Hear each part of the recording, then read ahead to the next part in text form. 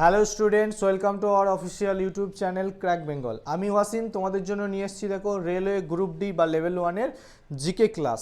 তো আমরা করাচ্ছি পিওয়াইকিউ ক্লাস। আজকে করব একটা 22/10/2018 তারিখের একটা শিফটের কোয়েশ্চেন, যেখান থেকে আমরা পড়বো স্ট্যাটিক জিকের কিছু কোয়েশ্চেন আর পড়বো কারেন্ট অ্যাফেয়ার্স কী কী টপিক থেকে এসছে সেগুলো দেখতে থাকবো।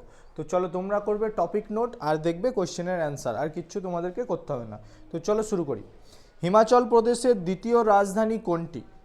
মান্ডি, সোলান, ধর্মশালা না চাম্বা? হিমাচল প্রদেশের ফার্স্ট অফ অল জেনে রাখো দুটো রাজধানী। তো একটা রাজধানী হচ্ছে অপশন সি ধর্মশালা, দেখে নাও। আর একটা রাজধানী হচ্ছে সিমলা, আরেকটা রাজধানী সিমলা। ঠিক আছে, তাহলে হিমাচল প্রদেশের দুটো রাজধানী মনে রাখবে, একটা হচ্ছে ধর্মশালা, একটা হচ্ছে সিমলা। চলো নেক্সট কোয়েশ্চেন দেখি। 2017 সালে ফিফা ওয়ার্ল্ড র্যাঙ্কিং অনুযায়ী ভারতের সেরা বিশ্ব র্যাঙ্কিং কত ছিল? মানে এই 2017 সালে ফিফা ওয়ার্ল্ড র্যাঙ্কিংয়ে ভারতের পজিশন কত ছিল? 90তম, 95তম, 96তম না 99তম? তো 2017 সালের ডেটা অনুযায়ী ছিল 96তম। তাহলে আমাদেরকে জানতে হবে 2025-এর ডেটা কত। 2025-এর ডেটা অনুযায়ী ভারতের স্থান হচ্ছে 127তম। ফার্স্ট পজিশনে কে আছে? ফার্স্ট পজিশনে আছে তোমার আর্জেন্টিনা। ফার্স্ট পজিশনে আছে তোমার আর্জেন্টিনা। ওকে, চলো নেক্সট কোয়েশ্চেন দেখি। কোন ক্ষেত্রে শ্রেষ্ঠত্বের জন্য প্রতি বছর মূর্তি দেবী পুরস্কার দেওয়া হয়? নাটক, নৃত্য, সঙ্গীত না সাহিত্য? তো রাইট অ্যান্সার হয়ে যাবে অপশন ডি, সাহিত্য ক্ষেত্রে শ্রেষ্ঠত্বের জন্য কি প্রতি বছর মূর্তি দেবী পুরস্কার দেওয়া হয়ে থাকে। তো চলো কোন কোন টপিক থেকে কোশ্চেন আসছে সেগুলো বুঝতে পারছো, সেই বুঝে ওঠাটাই ইম্পর্টেন্ট রেলের জন্য। তো চলো নেক্সট কোশ্চেন। ভারতের নোটবন্দিকৃত মুদ্রা দেশের মোট নগদ মূল্যের কত শতাংশ ছিল? তো এটা ডেটা, সেই ডেটা অনুযায়ী মোট নগদ মূল্যের কত শতাংশ ছিল? রাইট অ্যান্সার 86% ছিল। ওকে, চলো নেক্সট কোশ্চেন দেখি। নিম্নলিখিত রাজ্যগুলির মধ্যে কোনটি 2018 সালের ভারতীয় গণতান্ত্রিক দিবস মানে রিপাবলিক ডেতে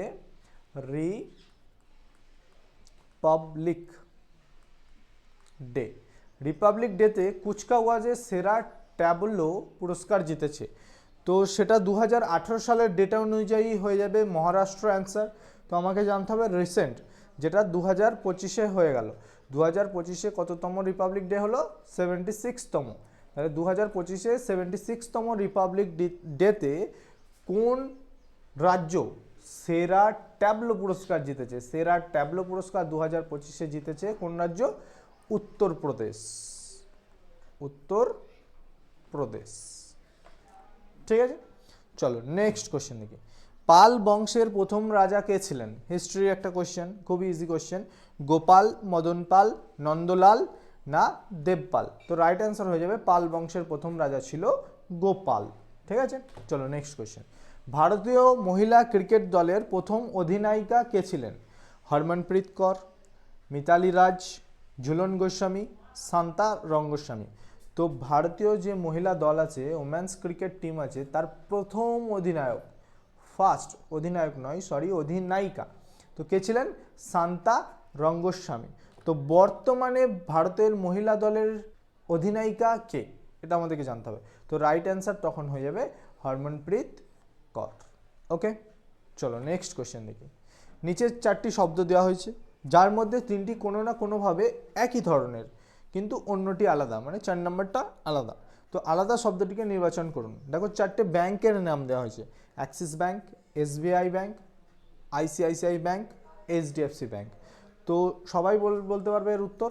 তো রাইট অ্যান্সার হয়ে যাবে এসবিআই ব্যাংক। কেন? এটা একটা গভর্নমেন্ট ব্যাংক, বাকিগুলো সবই হচ্ছে private bank. Axis bank, ICICI bank, HDFC bank সবই হচ্ছে প্রাইভেট, আর এটা হচ্ছে গভর্নমেন্ট। ওকে, নেক্সট কোয়েশ্চেন দেখি। 2018 সালের জুলাই ধরা হলে নাবার্ডের চেয়ারম্যান কে? তো 2018 সালের ডেটা অনুযায়ী, যেহেতু তখনকার সময়ের পরীক্ষা, তো বর্তমান জানতে হবে আমাদেরকে। তখন যদি বলি তাহলে অ্যান্সার হয়ে যাবে ডক্টর হর্ষ কুমার ভানওয়ালা, দেখে নাও। আর যদি বর্তমান 2025-এর ডেটা অনুযায়ী নাবার্ডের চেয়ারম্যান কে? সাজি কেভি। মিস্টার সাজি কেভি হচ্ছে নাবার্ডের বর্তমান চেয়ারম্যান। এই নাবার্ডের ফুল ফর্ম কি? নাবার্ডের ফুল ফর্ম হচ্ছে NA for national, national, B for bank, national bank for agriculture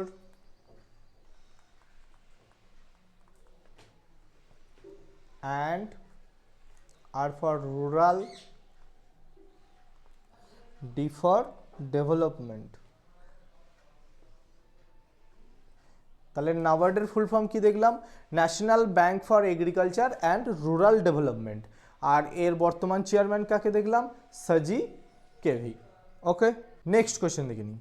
ভারতীয় বংশোদ্ভূত বিকাশ সথায়ে, এটা একটা ব্যক্তির নাম, বিকাশ সথায়ে সম্প্রতি অস্কার পুরস্কার জিতেছেন, মানে এটা প্রিভিয়াস ইয়ারের সময়।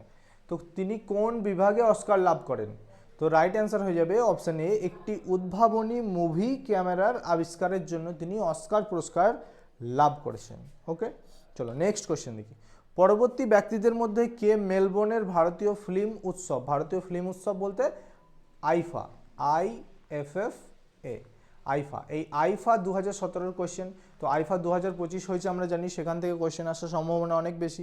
তাহলে আইফা 2017-তে অনুষ্ঠিত শ্রেষ্ঠ অভিনেতার পুরস্কার কে জিতেছেন? আমির খান, শাহিদ কাপুর, সুশান্ত সিং রাজপুত, বরুণ ধাওয়ান। তো তখন 2017 সালে আইফার সেরা অভিনেতা, বেস্ট অ্যাক্টর হয়েছিল সুশান্ত সিং রাজপুত। তো আমাদেরকে জানতে হবে 2025-এর ডেটা। 2025-এ আইফা কোথায় অনুষ্ঠিত হয়? 2025-এ আইফা অনুষ্ঠিত হয় জয়পুরে, ঠিক আছে। তো এই 2025-এর আইফার বেস্ট অ্যাক্টর কে হয়? বেস্ট অ্যাক্টর হয় কার্তিক আরিয়ান। কে? কার্তিক আরিয়ান। কোন মুভির জন্য? ভুলভুলাইয়া 3। আচ্ছা, যদি বলি বেস্ট ফিল্ম কোনটা হয়? বেস্ট ফিল্ম হয় Laapataa Ladies. Okay, Laapataa Ladies. তো এটা হয় best film Laapataa Ladies, best actor Kartik Aaryan, Bhool Bhulaiyaa 3 কোথায় অনুষ্ঠিত হয়? জয়পুর। এটা হচ্ছে 2025-এর ডেটা। তো চলো নেক্সট কোয়েশ্চেন দেখি। ভারত সরকার দ্বারা সম্প্রতি, মানে তখনকার সময়, প্রধানমন্ত্রী কৃষি সিঁচাই পরিকল্পনা কোন উদ্দেশ্যে চালু করা হয়েছে? কৃষি ও সেচ, কয়লা ও পুনর্নবীকরণ শক্তি, বিদ্যুৎ, না পশুপালন? তো রাইট অ্যান্সার হয়ে যাবে অপশন এ, কৃষি ও সেচ। ঠিক আছে, চলো নেক্সট কোয়েশ্চেন দেখি। কোন ক্রিকেট দল 2017 সালের রঞ্জি ট্রফি টুর্নামেন্ট জেতে? তো 2017 সালের রঞ্জি ট্রফি জেতে বিদর্ভ। বিদর্ভ, এই বিদর্ভ তোমার 3টে ট্রফি জেতে। তো এটা 2000 আবার 2024-এই লাস্ট এডিশন হয়েছে রঞ্জি ট্রফির, তো সেখানেও বিদর্ভ জয়লাভ করে। আচ্ছা, সব থেকে রঞ্জি ট্রফিতে সাকসেসফুল টিমকে? মুম্বাই। মুম্বাই কতবার মুম্বাই রঞ্জি ট্রফি জেতে? 42 বার, 42 টাইমস, 42 বার মুম্বাই রঞ্জি ট্রফি জয়লাভ করেছে। আর রিসেন্ট কে জয়লাভ করেছে 2024-এ? বিদর্ভ। আর 2017-তেও বিদর্ভ ছিল। ওকে, চলো নেক্সট কোয়েশ্চেন দেখি। নিম্নলিখিত কোন ভারতীয় রাজ্যভিত্তিক রাজনৈতিক দলের নেতা হলেন এন চন্দ্রবাবু নাইডু? তো এন চন্দ্রবাবু নাইডু কোন পার্টির রাজনৈতিক নেতা? তো 4টে অপশন দেখতে পাচ্ছ, রাইট অ্যান্সার হয়ে যাবে option C, Telugu Desam party. তো তিনি এখন বর্তমানে অন্ধ্রপ্রদেশ রাজ্যের